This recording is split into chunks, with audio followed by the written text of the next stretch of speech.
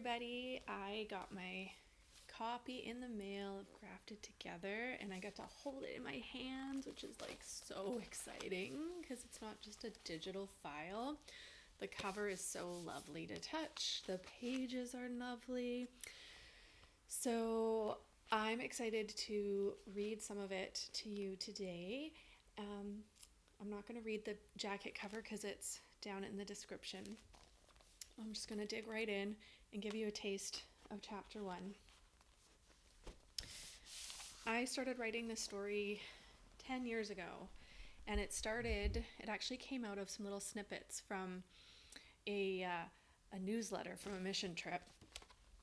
And then somebody was really complimenting the style of the writing of these little anecdotes, and then it just kind of snowballed into me journaling and processing some different things going on in my life and remembering my time in Zimbabwe.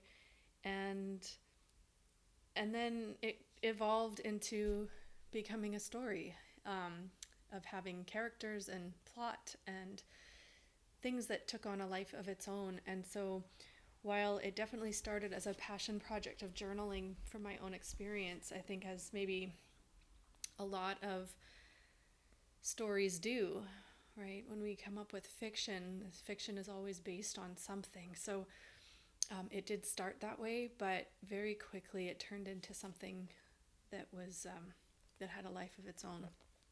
And even as I was writing, I would discover sometimes that these characters would do or say things, and things would happen to them that I wasn't expecting, which is kind of interesting. And so I let it go with its twists and turns, and then of course I had to figure out in editing if all those twists and turns made sense, and some of them I kept and some of them I didn't. So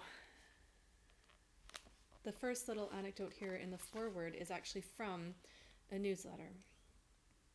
I keep dreaming that I have spontaneously gotten on a plane or 2 or 5 and flown back to Zimbabwe.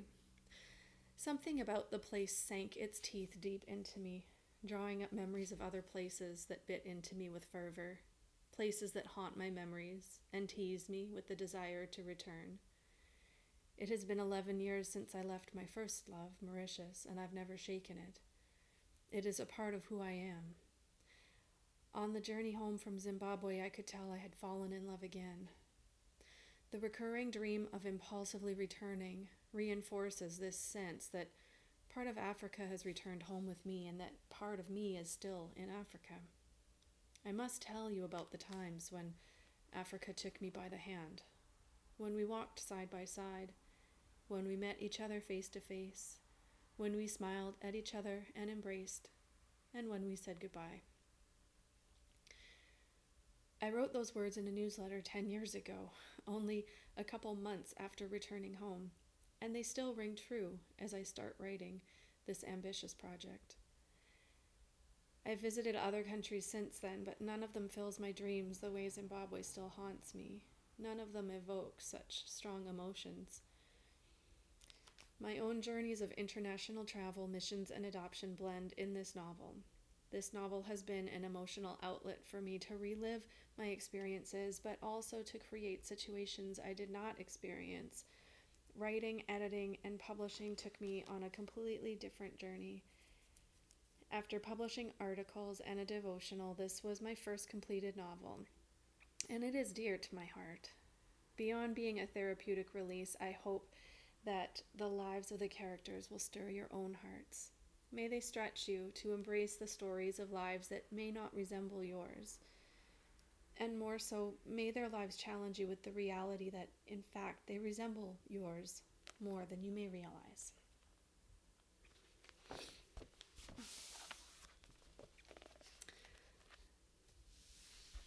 Chapter 1.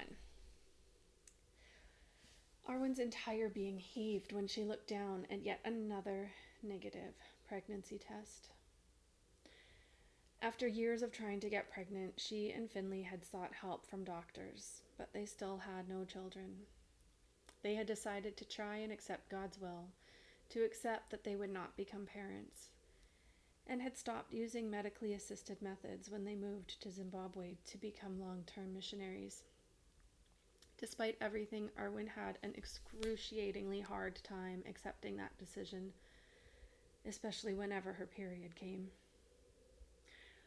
Arwen remembered hearing a priest explain to a room full of women that women could not come to the chalice for communion during menses because they were already participating in a sacred experience that drew them closer to God, since the menstrual blood was blood that gave life, and this created a connection between God and women as being givers of life. But experientially, Arwen couldn't disagree more. Whenever she saw the menstrual blood, she was reminded of the fact that her body could not give or sustain life. The very fact that she discharged the blood meant she did not have a life inside of her. To her, the blood represented death, and it was during those times she felt a desperate need to receive the Eucharist. She wanted healing and comfort in the middle of her brokenness. Being denied communion only added salt to her wounds, and at those times she felt like the woman in the Bible who had an issue of blood and who purposely touched Jesus' garment and received healing. In those moments, it was like the priest was keeping her from Christ, and it made her more determined to chase after him and cling to his garment. And she was once more. It was happening again. Arwen blinked back tears as she stared at the single line fading across the pregnancy test. Occasionally, she thought she might actually be pregnant, and she had experienced the symptoms all the books said were characteristic of early pregnancy. Was it possible to create a placebo effect and create the symptoms?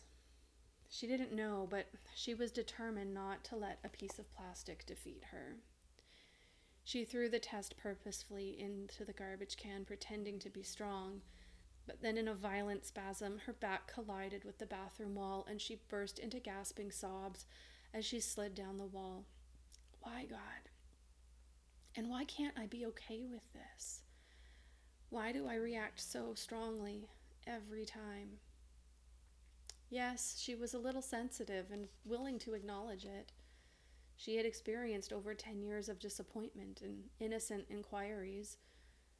Some things got easier with time, but the wounds were still deep, and the longing for a child still ripped her apart every time she was denied the opportunity. The clock in the sitting room chimed 8 bells loudly and clearly. It was time to get off the bathroom floor. She needed to dust herself off and make herself presentable. It was time to go forward and pretend that she was happy for her friends who were pregnant and who had children. It was time to not let their comments sting when they had mentioned how lucky she was not to have children, or how much easier it was for her to be a missionary in Africa without children. It was time to shrug it off when they asked when she was planning on having a family, as if her marriage did not qualify as a family. It was time to pretend that nothing was wrong, when all she wanted to do was curl up in a ball and cry. Finlay McConnell had already arrived at Holy Trinity Cathedral before Arwen had woken up that morning. Holy Trinity was the Greek cathedral in Harare, the capital city of Zimbabwe, and they attended services there on special occasions. This morning they were celebrating the Feast of Annunciation, and Finlay had arrived early to help the priest set up. By the time Arwen arrived, it was too late to talk to Finlay about the events, or rather non-event, of this morning. So she venerated the icons and found a place on the women's side of the church. When liturgy was over, Presbytera Anna, the priest's wife, strode over to Arwen and invited her and Finlay over for lunch. "Oh, I'd love to," Arwen replied, "but we already have plans to visit Tsitsi. She hasn't been feeling well, so we need to go when she isn't sleeping. Next time?" "Absolutely," Anna agreed. "Next time." She chuckled softly. There's always a next time around here with all of the church services. Say, do you have some time free to go for tea sometime this week? There's a nice spot I'd like to show you that has a restaurant and a few artisan shops on a compound. It's really peaceful there. We can catch up over a bite to eat and stroll the shops. You'll likely get some ideas for decorating your new home, because there are quality furniture pieces at decent prices, and other stuff too. You can't barter as much as you can at the market. but everything is reasonable. That sounds lovely, Arwen enthused as she bent over to pick up her purse. It will be nice to visit one-on-one and get to know each other a little better. How is Thursday for you?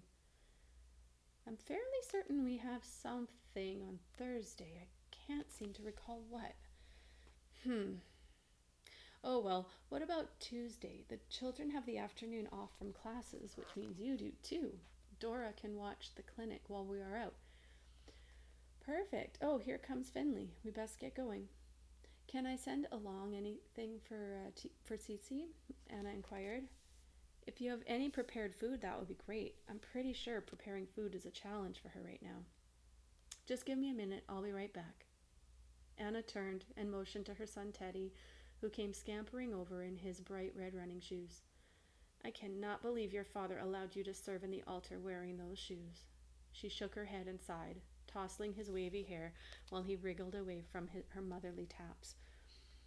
As he tried to run off, Anna beckoned him to come help her. I'll be right back, she called over her shoulder to Arwen. What's that about? Finlay questioned as he walked the last few steps to reach Arwen's side. Anna is going to send along some food for Tsitsi. She invited us to stay for lunch, but we can't, obviously, so we'll do it another day. Oh, and she also invited me for tea on Tuesday afternoon. There's a compound she wants to show me with a restaurant and some shops, so we can visit and do some window shopping. She said they have some nice furniture there for good prices, so I'll scope it out first, and then maybe take you another day if there's some good stuff. Sounds good. It will be nice for you two to have some girl time. Teddy returned juggling 2 loaves of bread, and Finlay leaned over to pluck them out of the young boy's arms. 2 loaves? Finlay exclaimed. Out of breath, Teddy explained, Papa says to take 1 loaf to Mrs. Kafira's because she was not here this morning, and you'll be going close to her house. Anna held out a bag with a few containers and added, and here's some additional food, cheese, tomato sauce, prepared greens. It's not much, but it's something. Thanks, Anna. See you on Tuesday, Arwen said as she took the package from Anna. See you then. I'm going to pause and resume this in another video.